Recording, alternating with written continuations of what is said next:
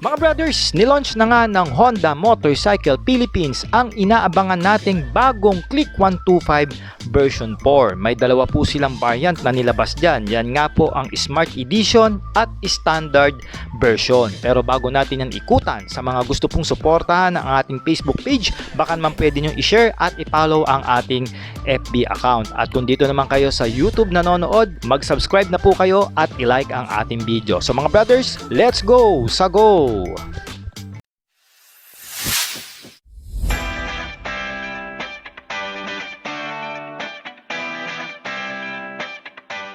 Mga brad, sale ngayon sa Lazada na up to 80% tapos may free shipping pa. Baka gusto mo mag-shopping ng motorcycle parts and gear. Click mo na yung link sa description ng video at comment section. Let's go! Sa go!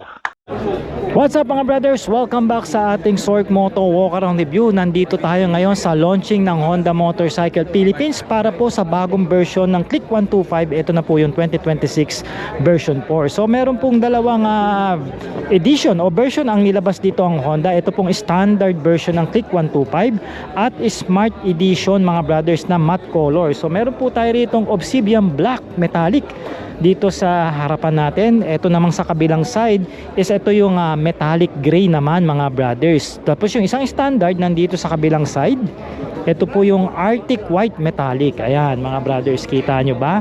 Ito yung Smart Edition mga brothers. Itong parang desert brown na matte and metallic matte black. O diba? Comment nyo naman sa comment section kung ano yung nagugustuhan yung kulay sa bagong Click 125. Ito nga yung version 4 game changer. Pero syempre ang iikutan natin dito, itong Smart Edition mga brothers, diba? Tingnan nyo naman. Sabi ng Honda Motorcycle Philippines, binago na nila ngayon ang design ng headlight. Much more V-shape at mas malakas po yung kanyang ilaw ngayon na 10% ang nilakas mga brothers. Syempre pa, naka-front telescopic port tayo rito mga brothers. At meron tayo ritong quality pagdating sa kanyang pairings, no? Naka dark gold cast nga pala ang mags nito. At tignan nyo naman mga brothers, ang ganda ng pagkakadesenyo na meron tire size na 90 by 80 at merong street tire na tubeless na goma. Nissan caliper po tayo rito, single piston na naka disc brake po. At ayan, no, tignan nyo yung headlight nyo, diba? Mas refine and bold ngayon, no? At mas matulis. Daytime running lights binago na rin at all the way dito sa kanyang chest at papunta rito sa kanyang ulo. O diba?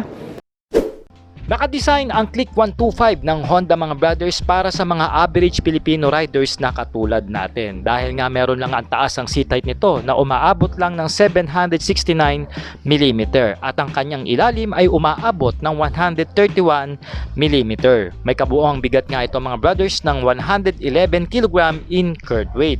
At syempre pa, ang isa sa mga selling point ng Click 125 ay yung kanyang riding position na upright po. At merong komportabling upuan na ino-offer para sa rider at kung sino man ang magiging angkas nito mga brothers. Dahil nga naman sa comfort na ino-offer nitong Click 125 ay nabansagan nitong pambansang scooter ng Pilipinas. Okay mga brothers, dito naman tayo sa matte brown Desert Storm ang datingan na mag-check dito sa kanyang side profile. As you can see, nandito pa rin ang trademark ng Click na may malapad na gulay board o floorboard, utility hook. Mas nilakihan na daw po dito ngayon ang kanyang mga compartment sa harapan with a USB charging port and keyless. Ayan o, diba? So pa-remote ka na lang dito sa Smart Edition mga brothers. At syempre, naka-digital negative style pa rin ito na pagdating sa kanyang meter panel. Ang gusto ko sa talaga yung mga switches ng Honda talagang ang ganda yung pagkakagawa nila rito, sakto sa tamo, left and right, busina, low beam, high beam, di ba? Non-adjustable po yung kanyang levers, standard po na handle grip, nakakasya ang isang large na kamao, may bakal na bar end o end bar, di ba? So same din dito yung brake levers, standard po na sport style na side mirror mga brothers, o di ba? At syempre mga brothers, sinama na rin dito ng Honda ang kanyang stop start system para po mas makatipid tayo sa gasolina. So mga brothers, ito yung itsura ng kanyang susi ngayon, itong Smart Edition ng Click 125 version 4. Ayan, pa remote na lang po kayo niyan with alarm yan mga brothers. So di ba? parang mas gusto ko itong earth color na ito, itong desert brown mga brothers, no? Parang rugged look eh, talagang pang city hunter ang datingan. Meron tayong single upholstery rito mga brothers, at ito pa rin po yung kanyang underseat storage, nakakasya po yung isang helmet. 5.5 liters pa rin mga brothers ang kanyang tank capacity, at may claim ang Honda rito ng 49 to 50 km per liter. Di ba matipid? No, tapos ito yung grab bar, oh. Parang ulo talaga ni Batman yung tenga, oh. O di ba? Dito rin sa harapan mga brothers, isa dito sa mga in-improve ng Honda rito yung kanyang design dito sa gilid, oh. Makikita niyo naman ngayon, para may air ventilation dito. At talaga makikilala mo na version 4 itong scooter na ito. Sa makina, sabi ko nga kanina, mas magaang na ito ng 10% ayon yan sa Honda Engineering. At ito mga brothers ay meron pa ring 125cc, single cylinder na naka 4-stroke with 2 valves and single overhead cam ang kanyang cam profile.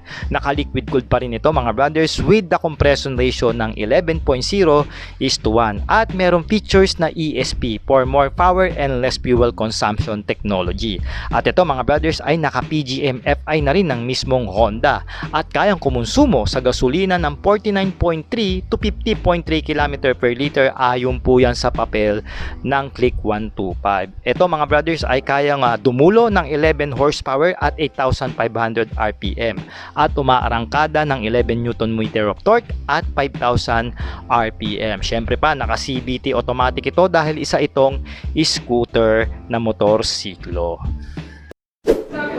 Dito sa likod mga brothers, pansinin nyo yung taillight, di ba? Bagong design sa kanyang pagkakahulma. Ayan, binuksan nila, oh. Sound check na yan mga brothers, oh. Oh, di ba? No, tas mahaba pa rin yung fender natin, nire-retain pa rin ng Honda yan. May reflector, may ilaw sarili yung ating plaka, single exit yung muffler, single shock din dito sa likod, non-adjustable po yan. At meron po itong tire size na 100/80, at merong tubeless na goma na may 14 inches na alloy wheel mag. So, di ba? And dagdag pala natin mga brothers, naka NBP Japan tire ang standard version ng bagong Click. No, marami siyang spike, which is good para sa panghawi ng tubig, no? At saka yung kapit pagka bumabanking kayo. Dito naman sa Smart version, naka B-rubber naman ang kanyang stock tire mga brothers. Okay din itong B-rubber. Tsaka mas maladkit ito kukumpara natin dun sa MVP Japan, no? Pero dito sa dalawang motor na ito, parehas pong quality yung gulong na kinabit dito ng Honda. Syempre pa naka drum brake din ito with the combination braking system pagdating sa kanyang preno. Madi-depreciate nyo talagang ito Smart Edition dahil sa kanyang pagkaka-disenyo rito. Napaka simple lang, at meron ditong sticker ng Click na gold, oh, di ba? Oh, elegante, oh. So mga brothers, side stand check. So ganito po side stand ang bagong Click 125 version 4 Smart Edition mga brothers. Maganda po yung pagkakatilt ng scooter mga brother, oh. Safe na safe, at nakapasok o naka-forward ang kanyang stand mga brothers. So kahit alugin, oh, di ba? Tingnan nyo naman. Okay, oh, di ba? Ayos.